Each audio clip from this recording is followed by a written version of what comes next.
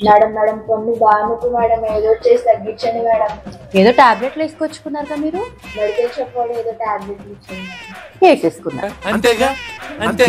ఇలాంటి సినారియో నా ఓపీలో కనీసం 5 నుంచి 10 సార్లు చూస్తాను. November 11th to 18th is antibiotic awareness week. So ఈ సందర్భంగా నేను మీకు యాంటీబయాటిక్ రెసిస్టెన్స్ ని సింపుల్ టర్మ్స్ లో ఎక్స్ప్లెయిన్ చేస్తాను. మీ ఇంటికి ఒక ఫ్రెండ్ వచ్చారు, మొదటిసారి వచ్చారు, మీరు చాలా మర్యాదలు చేస్తారు.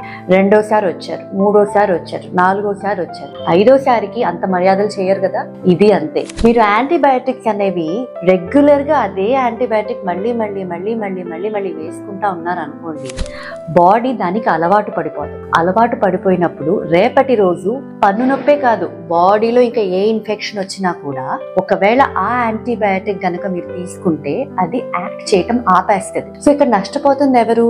మీ బాడీ అండ్ మీరే. అందుకే ఎప్పుడైనా సరే యాంటీబయాటిక్స్ అనేవి తప్పకుండా ఒక డాక్టర్ ప్రిస్క్రిప్షన్ ప్రకారమే వాడండి.